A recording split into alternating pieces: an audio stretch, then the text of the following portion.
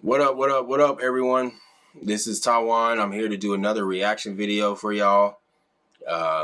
We got this one sent in to me, and I think it's going to be just like the last one. There's a lot of videos, a lot of people making little sound bites about hydrogen water, but unfortunately, they don't research this enough before they go and start talking. So let's see what old Dr. Terry has to say. It looks like he's reacting to Gary Brecka. So look like it's going to be a triple entendre video here. We're going to have him reacting to Gary and me reacting to him off of Gary. Let's see what old Doc has to say about hydrogen water. Best kind of water you can put in the human body is hydrogen water by a landslide. Hydrogen water, by all of the clinical studies, probably 1,400 published peer-reviewed clinical studies on hydrogen water. Gary Brecka, another salesman of supplements and scams. And this time, well, dang, brother, tell me how you really feel.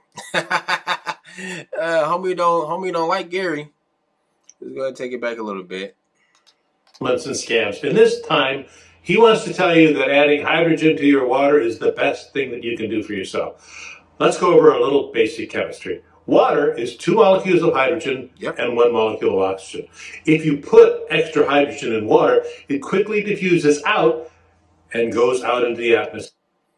First and foremost, Doc, you said we're going to go over basic chemistry, and you talked about the composition of what constitutes water or what makes up water, but then you didn't specify what form of hydrogen you're talking about adding to water. So I would assume you're talking about molecular hydrogen, but you didn't specify that. So to me, this is like a big blunder because there are different forms or different species of hydrogen.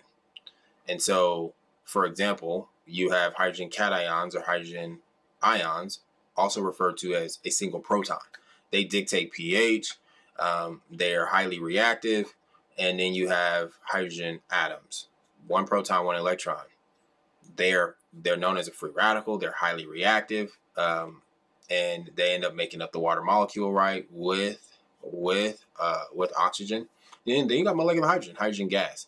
And so I assume he's talking about hydrogen gas, but he doesn't specify. And depending on a person's own knowledge, the person's own understanding of understanding of hydrogen, they may falsely assume he's talking about some other form without his specification. So I always specify because most people don't know that there's more than 1 form of hydrogen. So when you hear hydrogen and you talk about hydrogen water, it's exactly what he's talking about, or somebody else talking about it. Hydrogen water. Hydrogen's already in water, so it's a scam, but you don't understand the difference between different forms of hydrogen. We're talking about hydrogen gas, not hydrogen atoms that are bonded to oxygen to form water. So they're 2 different distinct species or forms of hydrogen. So that's to start with. Let's see what else he says.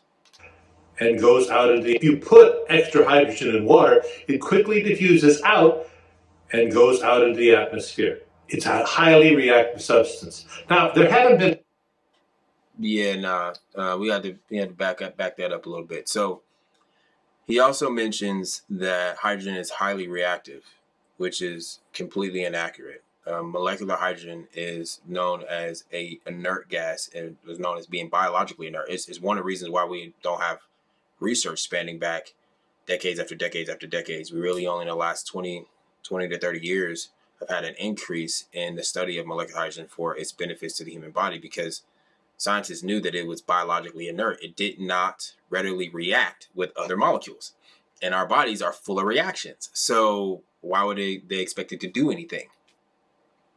But they are finding out that it's doing a lot of things by regulating different cellular processes and in the body, influencing different tissues, organs, organ systems, hormones, nervous system. I mean, you name it, hydrogen seems to be doing things and regulating things in the body based on the research. So I don't know what he means by it's reactive. I think what he's saying is that it dissipates quickly, but he's using wrong terminology to talk about this specific molecule itself. You don't really get a reaction out of hydrogen unless you have certain conditions to get that reaction or a catalyst. So I don't know what he's talking about when it comes about reacting. I think that's what he's meaning, is it dissipates quickly. It quickly diffuses out and goes out into the atmosphere. It's a highly reactive substance. Now, there haven't been I'll stop here too, because I have another point to mention. So another point would be, he says that it quickly dissipates, but it does quickly dissipate, but it's not immediate. So I think he's thinking that even if you dissolve it into water, you're not going to be able to drink it fast enough because it's going to immediately come out of water. But that's not true either. Hydrogen functions just like any other gas in solution, any other atmospheric gas in solution. They function off of half-lives. So basically how fast they dissipate. Hydrogen does dissipate rapidly from water, but it's not immediate. So for example, to give you what we've seen about, studying this, is that hydrogen's half-life is around 2 hours under normal conditions at 1.6 ppm. So what I mean by normal conditions is if your home is around room temperature, 75 degrees or so, unless you people like to live in, igloos and like their house about 62. But anyway, if you have it around like 75 degrees, and then you have a glass of water that's around room temperature, and it has hydrogen gas dissolved into it up to a saturation point, which is about 1.57 or 1.6 milligrams per liter or ppm. So a glass at 1.6 ppm. If you leave that out on your countertop open to the atmosphere, it will dissipate at a rate in which in about 2 hours, half of the hydrogen will be gone. So in 2 hours, you're not going to have 1.6 ppm anymore. You're going to have 0.8 ppm. And that's not immediate. I mean, 16 ounces or 500 milliliters of water is not a whole lot of water. If you can't drink 16 ounces of water in 2 hours, you playing games. You can drink it. You can definitely drink 16 ounces in faster than 2 hours. So you can get the benefits from that. In fact, at that concentration with that volume of water, that's at about a 0.8 milligram dose of hydrogen gas in that water. So if you were to drink one of those glasses, you theoretically would have had ingested above the minimum dose for a day. Based on the research, it's about 0.5 milligrams of H2. That's like the kind of the bottom threshold where you might get benefits, you might not. And so that's seen in like the literature. So yeah, you've got plenty of time. It's not dissipating so fast that you can't get no benefits. That is an inaccurate statement. And I don't know where he's getting his information from, but it sounds like he's probably read a couple of blog articles or did some going off some basic understanding of his own knowledge of hydrogen. And now he's talking about this as if he has some clear understanding. And this is another, PSA announcement. It's one of my pet peeves. I mean, it's best to be slow to speak. When you're talking outside your expertise. My expertise is hydrogen therapy and hydrogen products, hydrogen technologies. And because it is my expertise, and because I've come to know that when it comes to hydrogen therapy, there's more that I don't know than I actually do know. The amount of information that's around is just mind-boggling.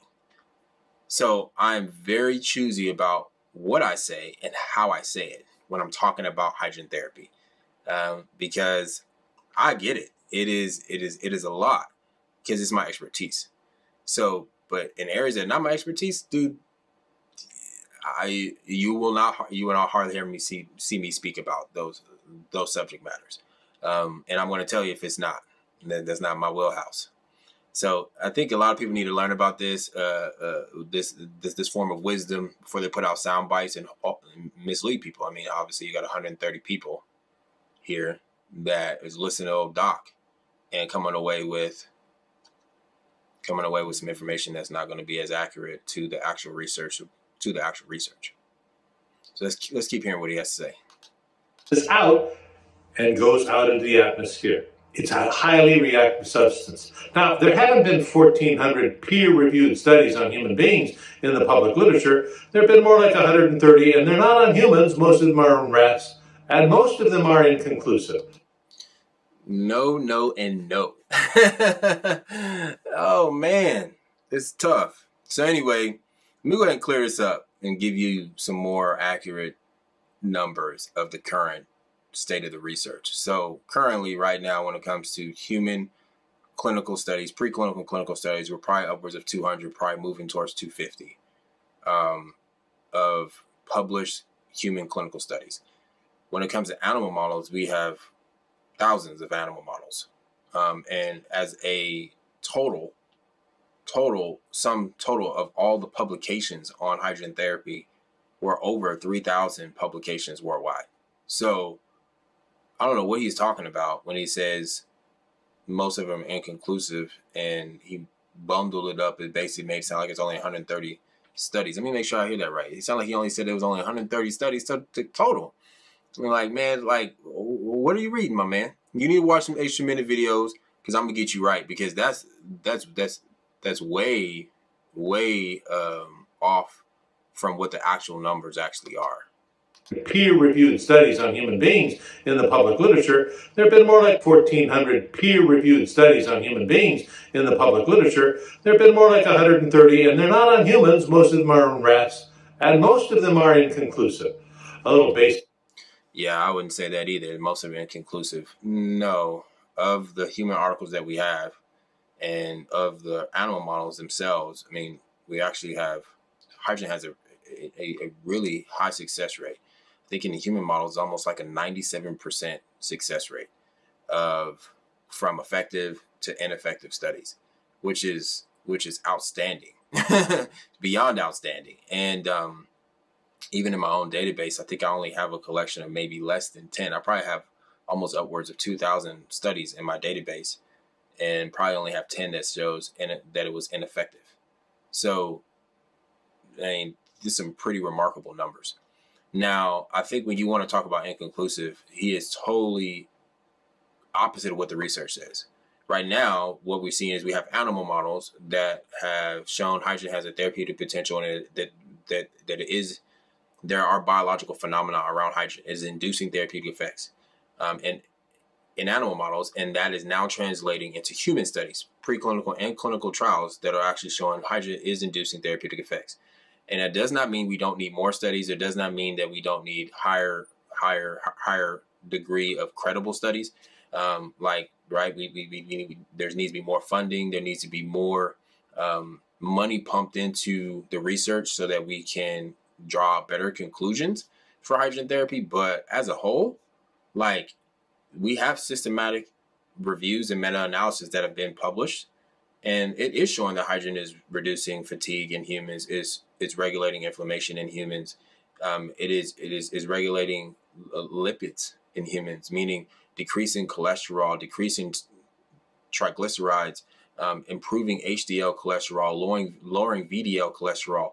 I mean, so like for like athletic performance or reducing oxidative stress in athletes. I mean, like, we have meta-analysis over these showing that it actually is inducing therapeutic effects in humans. So it's rather the opposite. It's not inconclusive in the sense that there is no evidence for it. And that's kind of how people use the term inconclusive. No, it's actually showing and trending towards hydrogen, showing hydrogen actually inducing therapeutic effects in humans, as well as higher degree studies are being performed. So, for instance, recently, the Boston Children's Hospital, there's a research team there that has been funded by the National Institution of Health to perform a large clinical studies. I think over not cardiovascular. I think it's cardiac arrest. It's called the Hydrogen Fast Study, and this is a large clinical trial that's approved by the FDA and all this other stuff. And it's like, wait a minute, I thought you were talking about it's inconclusive. And they're actually pumping money in this to see if it actually is going to be quite effective for the heart, because it's shown in previous models to protect the brain and protect other organs when cardiac arrest happens. So, like, and you can go check this out for yourself. I'll put a link in the description. We'll put something on the video for you to let you see this. This is quite impressive. So, no, hydrogen water is not a scam, and it's not like there's no evidence to support it. In fact, there's actually a growing body of evidence that is heading in the right direction. We just need more studies to further understand hydrogen's therapeutic scope and potential, and be able to understand proper dosing and administration levels and duration and just how it affects different sex, whether it's male or female, because our hormone makeup is different. I mean, we have a lot more to learn, but what we do have right now is absolutely impressive. and shows a therapeutic potential, and that it's safe to use, and that it's safe to use, and that you can experiment with it at home as long as you're striving towards getting real therapeutic levels that are based on the research. So I don't know what this dude's talking about, and no disrespect to you, Dr. Terry, but you need to watch some of my 8-minute videos and learn if you ever see this, because this is some of the things you're saying aren't based on the current research. It comes off more like you did a cursory perusing of some of the information, like you read a blog article to a Healthline article or something like that about hydrogen therapy, but you haven't talked to an actual researcher in the field who actually works in this space to give you an accurate overview of where the data is. Basic chemistry about water and hydrogen in rats, and most of them are inconclusive. A little basic chemistry about water and hydrogen. Hydrogen is exceedingly reactive. You put hydrogen into water, it'll react with everything, and it will dissipate very quickly. It react with everything and dissipate. Anyway, no, I already talked about this. Hydrogen is a non-reactive molecule. It doesn't mean that it can't react in certain conditions, and with certain catalysts, it surely can react. But yeah, he also says that when you put it into water, it almost sounds like he's talking about, like, not molecular hydrogen. It almost sounds like he's talking about hydrogen cations or hydrogen atoms. Because hydrogen cations or protons are very reactive. When you have them in water, it's not going to just stay a proton chilling. I mean, it's going to actually react with water and become hydronium, right? The considered component of water, hydronium, H3O plus. That's what it's going to become. Like, it doesn't just sit there and do anything. So yeah, so that form is actually reactive. But molecular hydrogen gas doesn't react with anything in the water. It actually dissolves into the water, into the actual little cavities between the hydrogen electrostatic bonds between water molecules. So water molecules is doing this dance, right? And through these van der Waals forces, these hydrogen bonds are formed. And this is how water sticks to each other. This whole thing about cohesion and things like this. Hydrogen gas dissolves in the form of nanobubbles, very, very small nanobubbles, into the cavities between the water molecules themselves. They don't react with any water molecules. So it's simply just hydrogen gas and water. It's a soluble gas, just like carbon dioxide. Now, carbon dioxide can react with water, become carbonic acid. But anyway, hydrogen doesn't. So I don't know what he means by reaction. It sounds like he's using terminology for certain species of hydrogen that is not molecular hydrogen. And he's conflating the two, and it's like really going to confuse people. Let's see real quick what else he's react with everything, and it will dissipate very quickly. In terms of it being anti-investment. Okay, so also that made me laugh. It's going to react with everything and then dissipate quickly. Once it reacts, it's no longer molecular hydrogen anymore. It's no longer hydrogen anymore. So I don't know what he means. How's it going to dissipate? So I don't know what he's talking about when he's talking about it. I mean, like that's not how it works. So I guess that's the video. Look, he's going to talk about his anti-inflammatory, whatever. It could be a snippet from a larger video. Yes, hydrogen does have anti-inflammatory effects, antioxidant-like effects.